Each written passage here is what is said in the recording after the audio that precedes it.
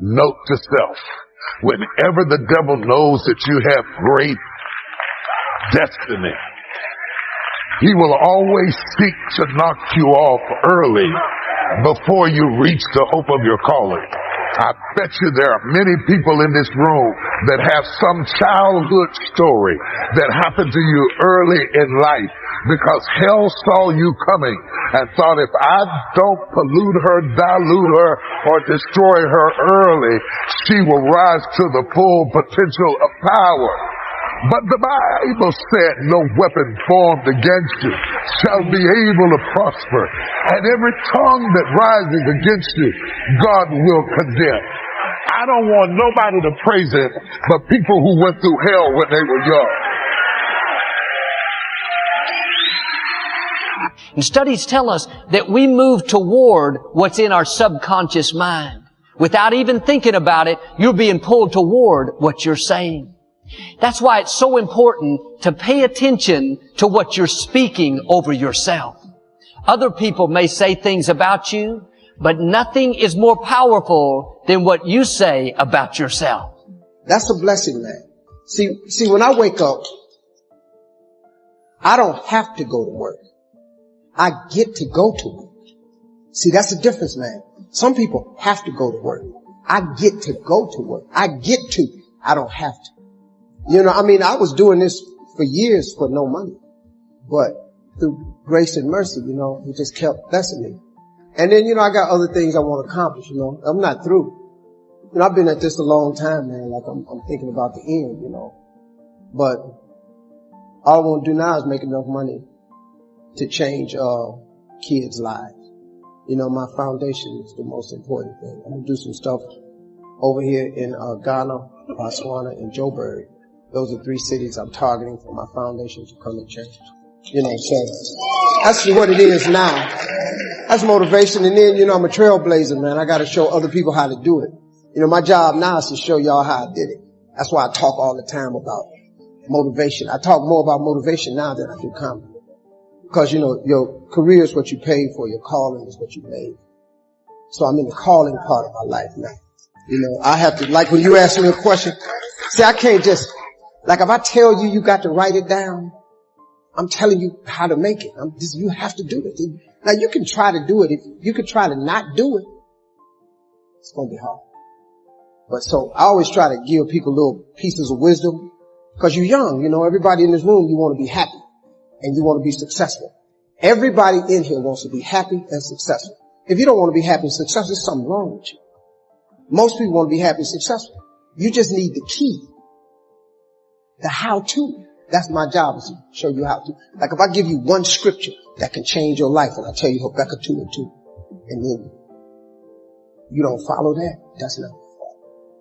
So now you know that you have to write it down. Like if you look at my iPhone has my vision board on it. I ain't got no picture of no dog or my wife on my phone. My wife is at my house. My wife she's in Rwanda right now. So I put stuff that I dream about on my iPhone. My vision is on. So every time my phone rings, I look at it. I think of my visions and dreams. Every time I pick up that phone, I should pick up that phone to make one of them dreams come true. When I open up my laptop, the same thing on the laptop. So every time I'm texting or email, I'm trying to make a dream come true. I don't have time for nonsense. You know, like, you know, like what they say about me in the blogs. It don't matter what they say. They don't know me. They don't even know me. They never met me. They say negative stuff about me. It don't mean nothing. Look at me. What I care what they say. God keeps blessing me. It don't matter what you say. You got to know who you are and whose you are. That's all you need to know. I know who I am and I know who I belong to.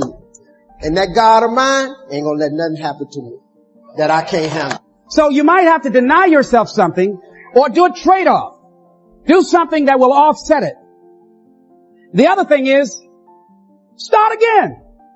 So what? You fell flat on your face. So what? Start again. Learn from the experience and start again. Don't count yourself out. Don't sentence yourself to a lifetime of being miserable, a lifetime of being broke, a lifetime of being unhealthy, a lifetime of being in a relationship that is no longer fulfilling to you. A lifetime of working on a job that does not bring you satisfaction, that's not giving you the creative urge that you need and that got to have in your life that stimulates you. Don't sentence yourself like that. You are a human being. Don't volunteer your life that way. Your life has too much value to the universe. You've got something to contribute. You've got something to give. And so what if you make a commitment and you're not able to do it like a pro? That you're not good as everybody else. Live in the moment. I like what this says. Look to this day, for it is life, the very life of life. In its brief course lie all the realities and verities of existence, the bliss of growth, the splendor of action, the glory of power. For yesterday is but a dream, and tomorrow is only a vision. But today well lived makes every yesterday a dream of happiness, and every tomorrow a vision of hope. Look well, therefore, to this day. See, if we just start enjoying where we are, if we make that kind of commitment to enjoy where we are, to experience the experience of life where we are, to do all we can right now where we are. Forget about the mistakes yesterday. Forget about all your failures yesterday. Forget about what you don't have. That's not important. Only thing that we have is right now.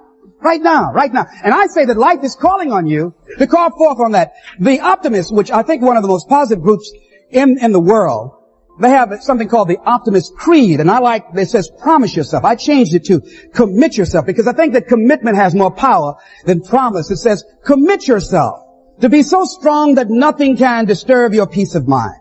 To talk health, happiness, and prosperity to every person you meet. To make all your friends feel that there is something in them. To look at the sunny side of everything and make your optimism come true. To think only of the best, to work only for the best, and expect only the best. To be just as enthusiastic about the success of others as you are about your own. To forget the mistakes of the past and press on to the greater achievements of the future. To wear cheerful countenance at all times and give every living creature you meet a smile. To give so much time to the improvement of yourself that you have no time to criticize others. To be too large for worry, too noble for anger, too strong for fear, and too happy to permit the presence of trouble. Commit yourself to these things. Life is not just the passing of time. Life is not just the passing of time. Life is a collection of experiences, their frequency, and their intensity. Life is not just watching the clock tick away. Life is a collection of experiences. Whatever the span of your life turns out to be, here's what you want to fill it up with. Experiences and the intensity of those experiences. When should you start the day? As soon as you have it finished. Plan the day the best you can, leaving plenty of room for improvising and surprises and all the stuff that happens during the course of the day. But if you've planned a good, productive day, now you start that day, you can't believe how much more valuable your time will be. Don't start the day until you have it finished. Now here's the next one. Don't start the week until you've had it finished. Now to lay out a week is a pretty good challenge. Next, don't start the month until you have it finished. The places to go and the people to see, and the productivity and the sales and the customers and the development and all the rest of what you want to accomplish during the course of 30 days. Don't start the month till it's finished. And then here's the big one. This is really challenging. Don't start the year until you have it finished. To the best of your ability. It can't be finished like minute by minute. But in terms of the sweep of what you want to accomplish in the year 2002, make sure that that's set and ready to go by the time January 1st rolls around. And it might get all upset. It might get torn up and you do a new one. You make so much progress the first 90 days that now you've multiplied it all by 2, by 3. Here's the first one. Ignore the subject. I mean, that's good advice. Don't let anything overly bug you. Because remember now, you don't have to do anything. Unless experience lasts forever, there's no point. It means nothing. So just try to map this onto your life. You know, every good meal you've had, every pleasant experience as opposed to an unpleasant one, every relationship, none of it means anything because it ends. You know, a good movie is meaningless. It's no better than a bad movie because it ends.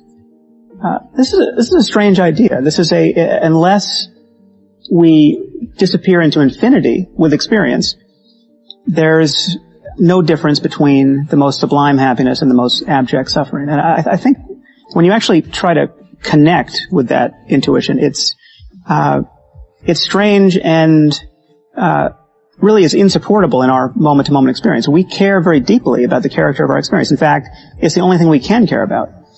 And I think quite to the contrary, this notion of eternity, this notion of nothing matters here, but it matters in over the long haul, in the afterlife, because the bulk of our experience is after we die.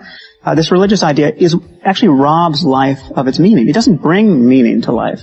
It renders meaningless all of the precious moments we have while alive. And this is the only life we're certain of. And it's continually ending. It not only ends in death, but it ends in each moment, and things change. And that makes each moment precious. So when you take an experience like, if you're a new parent and you're carrying your child, say, what you do, you pick your child up hundreds of times a day, it seems, and you never think that there's going to be a last time you do that. I mean, at a certain point, your child's going to get too heavy to pick up. You don't pick up 15-year-olds for the most part. At a certain point, you will have picked your child up for the last time. Now, we tend not to go through life thinking in those terms, but if we realized that it's as though we're standing in front of a kind of a ticket machine at a deli counter and we're just pulling tickets, not knowing how many are in there, and at a certain point you pull and you've got the last one in hand for every experience. There'll be a last time you pick your child up and you will not have noticed that was the last time. That makes life very precious, and certainly death, the final ticket at the end of life, makes it all incredibly precious. It's just, it could not be more precious, and its preciousness is not predicated on it lasting forever, as though such a thing could even make sense. There's this thing people think that, like, I'll be happy when? Once I get, like, this big, amazing home, or once I get this car, or once I get this relationship, or an amount of money, then I'll allow myself some happiness. The problem is, the finish line always moves. You never arrive there, right? The other part is, people think, well, if I enjoy myself now, I'm going to lose my drive. In other words, if I can just wire myself with enough pain all the time, I won't lose my drive or ambition. The truth is, there's no correlation between the two at all. There's no relationship between you feeling complete pain all the time and losing drive. And so I talk about living in a state of blissful dissatisfaction. And really, the best example of that would be like if you've ever, I love a good meal, right? If I bite into a great piece of steak, if you're a steak eater like I am, you take that first bite, it's like complete bliss, right? There's no correlation between how great that tasted and your lack of desire for the next bite. In fact, that bliss causes you to want more of it. And so the more we can begin to reward ourselves with bliss, we're not going to lose our dissatisfaction. We're not going to lose that. And so for me, our brains, this dopamine hit you get when you do something successful, if you constantly cheat yourself out of that hit, right, biomechanically in your body, less and less in the future will you want to achieve the next level, the next dream, the next step. And that's why so many people stall out in life.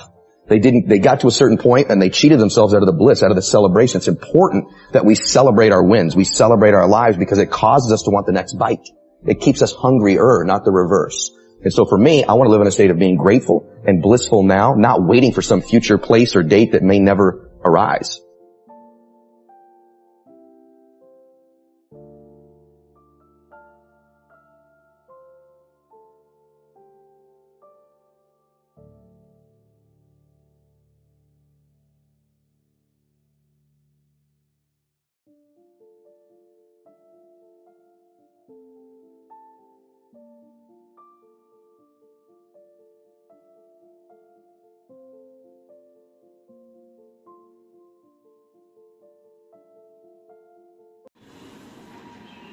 Let God deal with the nations. Let God take care of those that are trying to make you look bad, trying to share up troubles, leaving you out.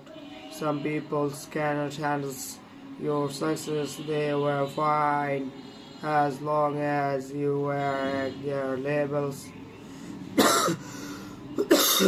They had no problem. So as long as you are in the same department, as long as you are singers like them, as long as you lived in their neighborhoods. But when God bless you in a greater way, it can stir things up. You have to be okay with them not being okay with your time